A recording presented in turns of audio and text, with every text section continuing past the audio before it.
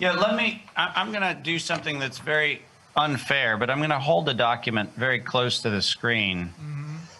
And it's only for representational purposes, but I want you to see that this is the Barrick patent that NIH needed to have returned to them for mysterious reasons in 2018. This is 7279327, and people can look this up on their own. But if you actually look at the sequences that are patented, which is one of the things that we've done, we actually look at the published sequences and realize that depending on where you clip the actual sequence string, you will have the same thing or you'll have a different thing based nothing more than on where you decide to parse the clip. And I want to read you, I mean, this is something that comes directly from their patent application. When they actually talk about the DNA strands, which they call sequence ID numbers, they actually specifically say the organism is an artificial sequence. An artificial sequence, meaning that it is not a sequence that has a rule base in nature. It is not something that was manifest for a particular natural derivative protein or natural derivative mRNA sequence that was isolated. Every one of these is in fact a synthetic artificial sequence. And if you go back and you look at each one of them, which we have done, what you'll find is that the sequences in fact are contiguous in many instances, but are overlapping in others, where it is merely a caprice determination that says something is or is not part of an open reading frame, or it is or is not part of a particular oligonucleotide sequence. Now, the reason why that's important is because if we are going to examine what ultimately is being injected into individuals, we need the exact sequence, not a kind of similar to. We need the exact sequence. And if you look at the FDA's requirement, and if you look at the European regulatory environment, and if you look at the rest of the world's regulatory environment, for reasons that cannot be explained, the exact sequence that has gone into what is amplified inside of the injection seems to be elusive.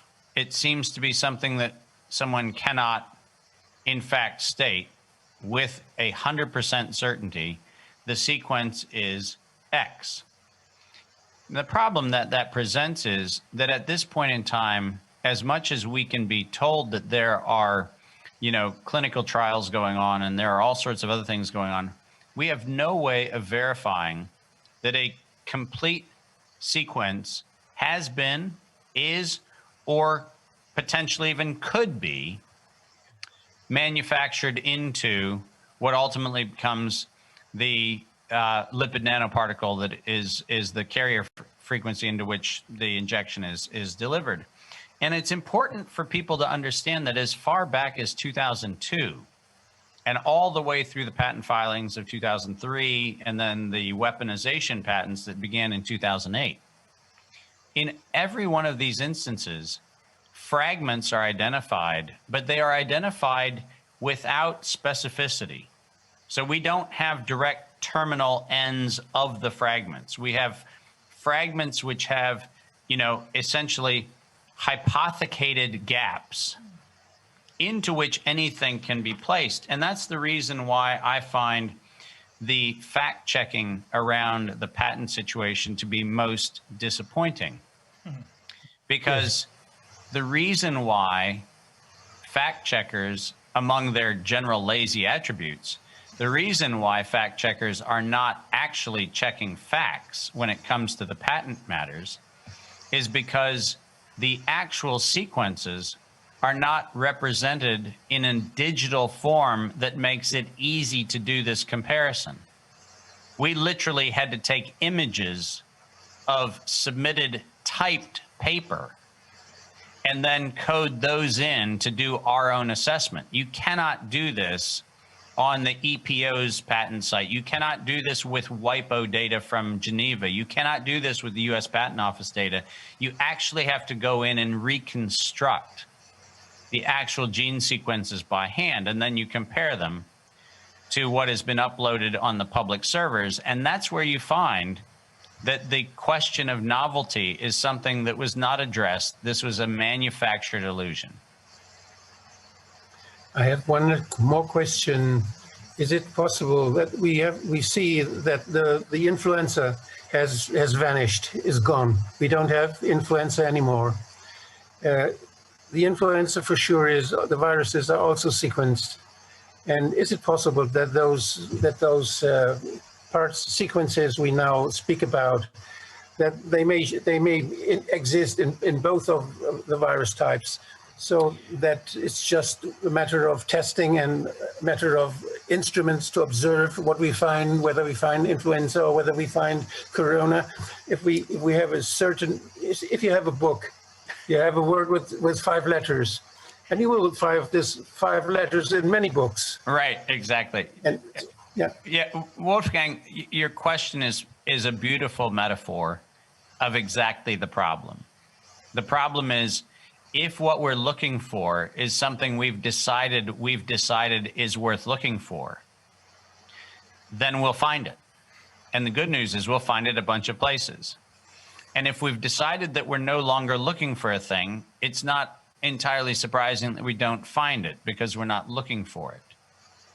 The fact of the matter is, whether it's the RT-PCR tests that we decided that there are fragments, which, by the way, I have looked at every one of the regulatory submissions that has been submitted to the FDA to try to figure out what was the gold standard to get the emergency use authorization, and what fragment of SARS-CoV-2 was officially the official fragment that was the comparator standard. And the problem is that you can't get a single standard. So the question becomes, in a world where there is no single standard, what is it that you actually find? Because if I'm looking for, and why don't I just read this? If I'm looking for CCACGCTTTG, do I add the next strand G, or do I go, no, the next bit is GTTTAGTTCG? And you get the point. The point is that where I choose to start and stop, I can actually say, I found it. Oh, I didn't find it. Yeah. And I didn't find the match that I projected onto the data because I chose to look at the data in a way that I could not find the match. Influenza did not leave the human population. No. Influenza was a failed decade-long pan-influenza vaccine mandate that was desperately promoted by governments around the world. They failed, and they decided if influenza doesn't deliver on the public promise of getting everybody to get an injection, let's change the pathogen. There are many more they can change. Oh, goodness, we've got tons more to come. Yes, but now we're on to them. I would like to tell you something about this development of the Drosten PCR test. You know, because we looked at it, I mean, just briefly, not to that extent that you now looked at the patents that you just described, but we looked at this kind of miracle, or like, I mean, strange aspect of like the Drosten test development, because he, despite the fact that he would have needed to basically, through his employer, the Charité, who would be entitled to holding the patents on this, his invention, he just published the instruction to the WHO, so everyone could see it. So basically, the whole invention lost its, the possibility to be patented, and that's kind of strange, you know, when you look at it. So we asked the Charité in a Freedom of Information Act request, And so they said, well, because there was so much rush to get the the test out, because there was this pandemic going on. So it was like we didn't look at the finances. We just didn't care. So that's kind of strange as a procedure, because I mean, basically this test is worth like billions. How could you just? I mean, this is a publicly financed hospital. How can they just give give away all this whole thing? And then, because he was also in close cooperation with a private company, Tip Molbiol, it's the same with which he had developed all the PCR tests from 2002, from the first SARS and then MERS, Zika, and so on and so on. So it's very strange, because he was basically like functioning as a door opener for this company, because they also said to us, so basically it was Drosten who decided to which possible country or like laboratory or whatever the test, this Tip Molbiol company would send out the test kits in order to then, of course, make more money, because he was basically like he had a first mover advantage, Drosten and or this company. So it's clear now. I mean, maybe there was nothing at that point because there was so many patents already going on. So basically, from this not novel virus or PCR test, he couldn't patent anything that would have been new. So basically, it was really like a very logical thing to do then, to use the whole thing as just to make profit from this first mover advantage. And maybe Drosten is somehow involved in this whole legal he's one of the most important people in this scheme, because he's the one whose strings they pulled first. Yeah, you need to create the illusion of demand, and there is nothing right now that does a better job of creating the illusion of demand than the urgency of an event that you've manufactured.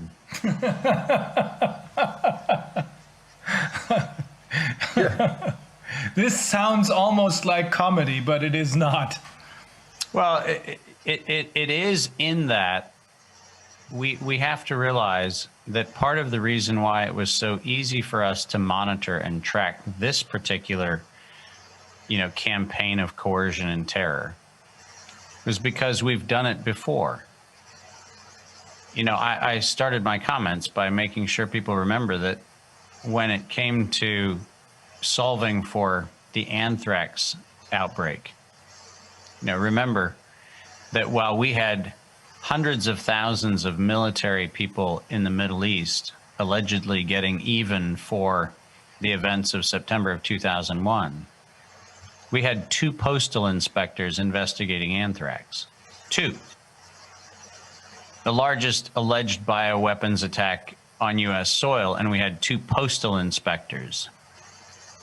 You can't genuinely believe that 2 postal inspectors are the crime-stopping, mind bendingly powerful individuals in the universe. Now, I have nothing against postal inspectors, but I can guarantee you that if I was investigating a bioterror attack, I would not have the post office having 2 postal inspectors as their crack team doing the investigation.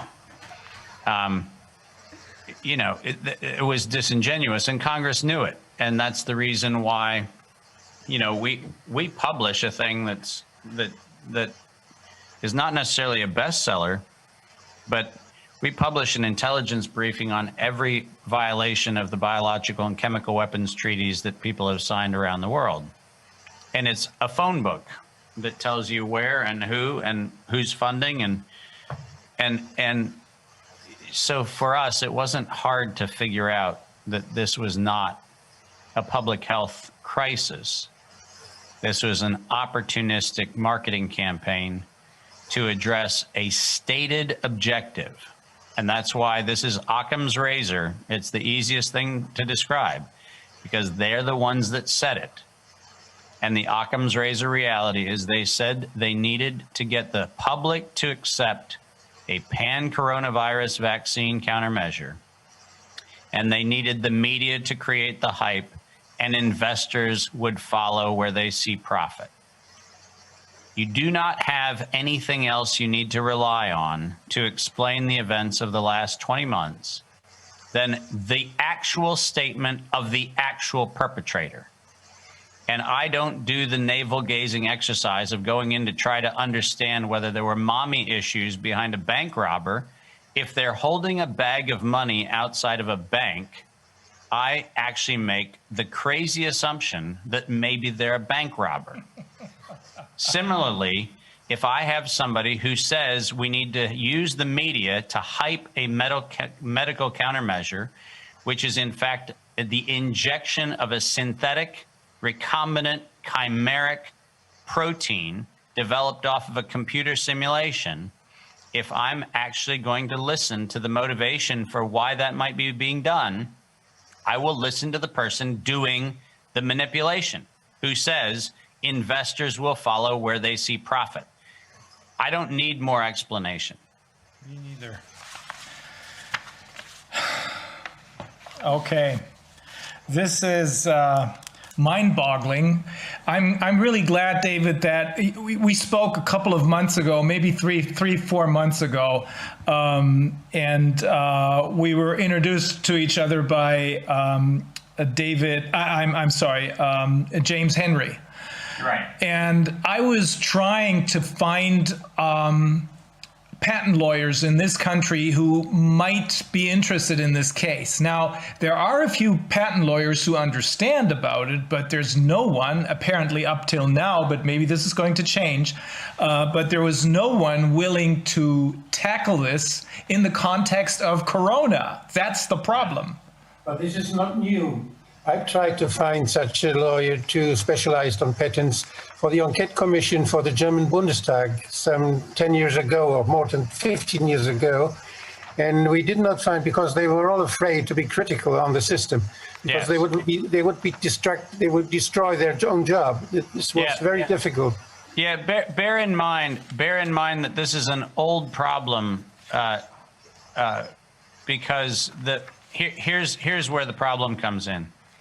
Ever since the establishment of the European Patent Office, the Germans and the French, not surprisingly, have maintained animosity that has, been just this newest version of animosity that goes back centuries. But when the EPO was set up, the role of the Patent Office in Munich became a very nationalistic issue for Germany. And the notion that German patent examiners and German patent professionals still enjoyed supremacy over the rest of Europe became dogmatic. In 2003 and 2004, when the European Patent Office was first audited by my organization, and where we showed that somewhere between 20 and 30% of the patents in Europe were functional forgeries, meaning that they were copied from previous patents, the German representation of the European Patent Office lost their mind at the notion that they were doing anything remotely wrong. When the European Union commissioned us to do an examination into software patents a few years later at the request of the Swedish delegation to the European Union, and we showed hundreds and hundreds of software patents which were illegally granted by the European Union through the EPO, and then we found out that it was German patent examiners and German patent practitioners who were the ones who were responsible for their filing. We once again saw that there was an enormous outcry. And so what happens is that we have a dogmatically held position, which says that even though the European Patent Office is supposed to be pan-European, there is still in the minds of the German patent establishment a supremacy over the rest of Europe. And if you call into question anything, including patents granted on a bioweapon, you are treading on ground that there is no forgiveness for. Yes, we had some questions from Transparency International, and we were wiped out. The topic was not followed. Yep. You just can't. It's not. it's not accessible, and that's just the tragedy of what has unfortunately become a regulatory capture organization. It's actually not doing the public service. Ich glaube, wir müssen uns erholen und ein bis zwei Getränke zu uns nehmen.